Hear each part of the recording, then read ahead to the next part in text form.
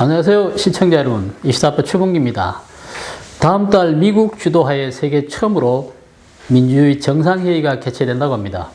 그런데 이 회의에 중국과 러시아는 초대를 받지 못했다고 하죠. 최근 미국과 중국은 온라인 정상회담을 개최하고 핑퐁 외교도 추진해 한동안 대만 해협을 둘러싸고 감돌던 전운이 잠시 주춤해진 느낌입니다. 그러나 중국이 대만을 상대로 벌이는 4가지 전술투쟁은 계속해서 대만을 교란하고 있습니다. 과연 중국이 어떤 투쟁 전술을 사용하고 있는지, 그리고 어떻게 대만 사이를 뒤흔들려고 하는지 등을 알아보려고 합니다. 바이든 미국 대통령은 내달 개최하는 제1회 세계 민주주의 정상회의에 무려 110여 개국을 초청했다고 합니다. 우리나라도 당연히 초대를 받았는데요. 좀 특이한 점은 이번에 중국과 러시아는 초대를 받지 못했다는 점입니다. 반면에 대만이 공식 초청을 받았다고 하죠. 대만은 주미 대표인 사오메이친 주미 대표 측 대표와 탕펑 행정원 정무위원을 파견하기로 했습니다. 이번 정상회의는 비록 온라인상으로 진행이 되지만 대만이 어렵사리 국제 행사에 참가하는 것만큼 대만으로서는 위상을 높일 수 있는 절호의 기회가 될 것으로 보입니다. 하지만 좀 더 깊이 들여다보면 바이든이 이번 정상회의에서 대만을 초청한 이면에는 크게 3가지 중요한 메시지가 담겨져 있는 것을 알 수가 있습니다. 그 첫 번째 메시지는 미국과 대만은 자유, 민주, 인권, 법치 등의 보편적 가치관을 서로 공유하고 있고 미국은 대만을 매우 중요한 동맹으로 여긴다는 점입니다. 반대로 중국을 초청하지 않은 것은 중국이 자유, 민주, 인권 등 보편적 가치를 배척하고 국제사회의 주류 가치관과 배치되는 길을 걷는 것을 애둘러 비판한 것이죠. 이것이 미국과 중국의 대결 또는 국제사회와 중국의 대결이 정치 이데올로기 상의 대립일 뿐만 아니라 삶의 가치와 삶의 방식의 대결임을 반영한 것입니다. 다음 2번째 메시지는 바로 미국은 중국이 취하는 3C, 즉 Cooperation, Competition, Confrontation 이 3가지 전략을 유지하겠다는 것입니다. 이것은 무슨 의미일까요?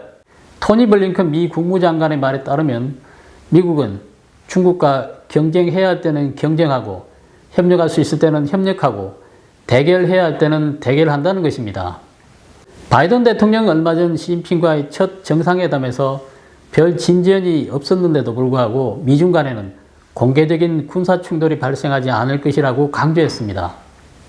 최근에는 또 미중이 50년 전의 핑퐁 외교를 재현할 준비를 하고 있다는 소식이 전해졌습니다.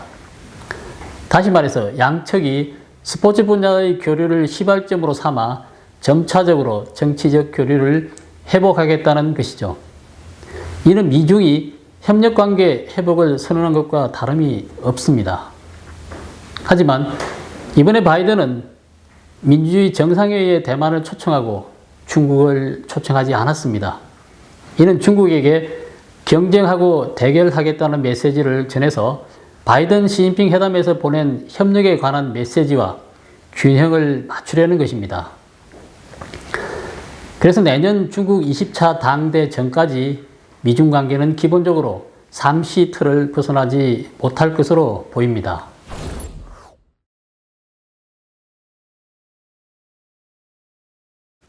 다음 3번째 메시지는 바로 미국은 중국의 하나의 중국 원칙에 이끌려가지 않고 대만이 더 많은 우방의 지지를 얻도록 돕고 국제적 역량이 대만 해협 정세에 더 많이 개입하도록 유도하겠다는 것입니다. 한마디로 하나의 중국 원칙을 둘러싼 힘 교류에서 주도권을 취하겠다는 것입니다. 그럼 미국은 왜 그렇게 하려는 것일까요? 그 이유 중 하나는 미국은 대만 해협 문제를 국내화하려는 중국의 전략에 끌려가지 않고 국제화에서 대만이 제2의 홍콩으로 전락하는 것을 막기 위함입니다.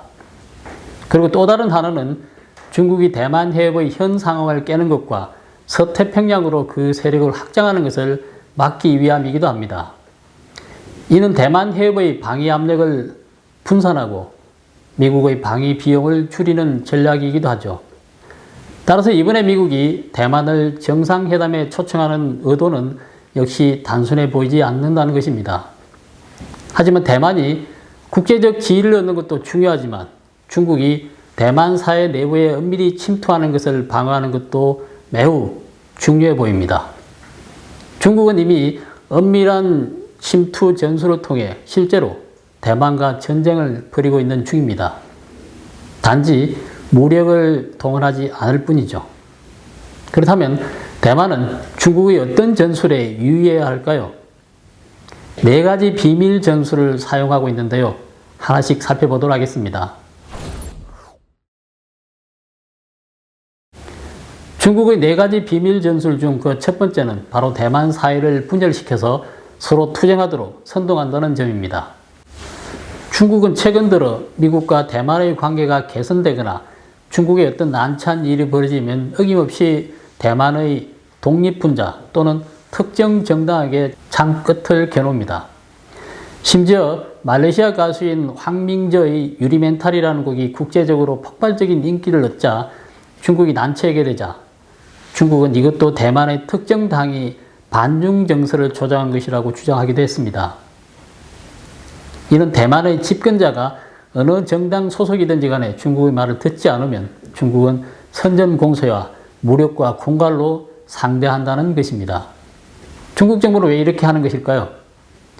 중국 당국이 가장 잘하는 것 중 하나는 바로 계급투쟁입니다. 계급투쟁은 사람들이 서로 투쟁하도록 만드는 것이죠. 투쟁하게 하려면 반드시 집단을 나누고 선전과 여론전을 동원해 다수가 소수를 정오하게 만들어야 합니다. 그런 후 투쟁으로 소수를 소멸시키는 것이죠. 한 집단을 소멸한 후 중국은 곧바로 또 다른 적을 겨냥해 같은 절차를 반복합니다. 즉, 집단을 나누고 정오하도록 선동하고 투쟁하도록 부추겨 적을 소멸하는 것이죠. 이런 투쟁은 절대 다수의 사람이 중국의 명령에 따를 때까지 지속됩니다. 이것이 바로 중국이 가장 잘하는 투쟁이라는 무기입니다. 이것은 사실 중국의 통일전선 수법이기도 하죠. 그래서 지금 대만에서 어느 정당이 집권하든 중국 정부에 맞서는 태도를 보이면 중국은 이런 계급투쟁 전술을 발동합니다. 먼저 여론전으로 적을 몰아붙이고 모든 책임과 잘못을 집권자의 탓으로 돌려 적대감을 강화하는 것이죠.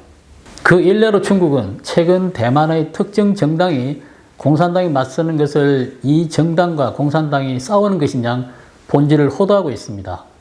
이는 이 정당을 지지하지 않는 사람들에게 나무 일처럼 착각하게 만들어 중국에 대한 경계심을 늦추고 심지어 중국 공산당을 따라가게 하는 효과를 노리는 전술이죠. 사실 이런 전술은 과거부터 중국이 사용해왔던 전술이죠. 마오쩌둥은 계급투쟁만 틀어지면 모든 것이 영험하다고 말할 정도입니다. 하지만 중국은 일단 주적을 무너뜨리고 나면 돌아서서 곧 남은 사람들을 대상으로 또 한 차례 투쟁을 전개합니다. 또다시 새로운 주적을 분리해내고 이들끼리 연합해 주적과 투쟁하는 것이죠. 중국은 이 과정을 끊임없이 반복하는데요. 이것이 바로 각계격파입니다. 지금 중국은 바로 이런 전술로 끊임없이 대만의 내부 투쟁을 선동해 대만인들을 각계격파하고 내부 응집력을 무력화시키고 있습니다. 그래서 대만인들은 개인의 정치적 견해가 어떻든 간에 모두 중국의 이런 은밀한 이간질 전술을 경계해야 합니다. 중국의 계급투쟁 수법은 대만 정치권에 깊숙이 파고들어 활용되고 있죠. 이로 인해 대만 각 정당 내부 구성원들은 중국을 반대하는 사람과 중국과 가까운 사람으로 나뉘고 있죠. 중국 입장에서는 대만의 정당은 모두 중국의 적이고 모두 소멸할 대상입니다. 차이가 있다면 어느 정당이 주적이고 어느 정당이 부적이냐 그리고 어느 정당을 먼저 소멸하느냐 하는 것일 뿐이죠. 그래서 중국은 친공산당 정당도 믿지를 않습니다. 따라서 친공정당을 포함한 모든 정당의 야금야금 침투에 무너뜨립니다. 그들이 흔히 쓰는 수법은 차별 대우로 질투와 갈등을 조작해 분열의 불을 지피는 것이죠. 그래서 최근 들어 많은 대만 정치인들의 반응이 아주 신중하고 미묘하게 변했고, 중국이 대만을 위협하고 인권 탄압을 하는데 목소리를 내지 못하고 있습니다. 하지만 각 정당 내부의 갈등은 갈수록 격화되고 있습니다. 이것이 바로 중국 통일전선의 결과죠. 다음 세 번째 전술은 경제를 이용해 정치력을 무력화하는 것입니다. 대만 3대 공업그룹 중 하나인 위안둥 그룹이 환경보호 법규를 어긴 혐의로 지난 22일 중국 5개 성에서 조사를 받고 벌금 처분을 받았다고 합니다. 비록 이런 벌금은 위안둥 그룹이 받은 손실의 아주 미미한 부분이지만 정재계에 미치는 여지는 상당히 큰 것으로 보입니다. 중국 국무원 대만 판공실의 주평령 대변인은 대만 독립 세력과 관련된 기업, 자금 후원자는 반드시 법에 따라 처벌받아야 한다고 했습니다. 이 같은 발언은 대만 정재계에 상당한 충격을 안겼죠. 대만 판공실이 공산당 기관지를 통해 이 소식을 내보내는 것은 대만 독립분자들에게 자금을 지원하거나 집권당과 가까이 하는 기업인들에게 경고의 메시지를 보낸 것으로 보입니다. 정당들은 통상적으로 위안둥 그룹과 같은 대기업들을 후원자로 적극 포섭하고 이들 기업의 오너들도 기업 발전을 위해 정당을 구분하지 않고 정치 헌금을 합니다. 과거에는 중국 정부 역시 이런 대기업들의 자금을 중국 경제 발전에 이용하기 위해 이런 현상들을 눈감아주는 것이 일종의 암묵적 규칙이었죠. 이번 조치는 대만 정재계에 중요한 영향을 끼칠 것으로 보입니다. 여기에는 세 가지 정도의 영향이 있을 것 같습니다. 그 첫 번째 영향은 대만 기업인들도 중국 정부의 통제를 받아야 한다는 점이죠. 이번 조치로 과거처럼 회색지대가 존재하는 것을 허용하지 않고 암묵적 규칙이 존재하지 않으므로 중국 정부가 바꾼 규칙에 따르는 수밖에 없습니다. 향후 대만 기업인들은 대만에 거주하고 있더라도 그의 정치적 자유와 표현의 자유는 중국의 원격 통제를 받게 된다는 것이죠. 이는 중국 공산당 통제하에 사는 것과 다름이 없습니다. 이번 조치로 인한 또 하나의 영향은 대만의 반공 정치인들은 재계의 후원을 받을 수가 없게 되었다는 점입니다. 앞으로 대만 정부와 정치인들은 중국 정부의 말을 따르지 않으면 대만 기업들과의 관계가 단절되고 재계의 자금 지원을 받을 수 없게 될 것 같습니다. 그리고 마지막 세 번째 영향은 대만 기업인들에게 대한 중국 정부의 정치적 요구가 갈수록 높아진다는 점입니다.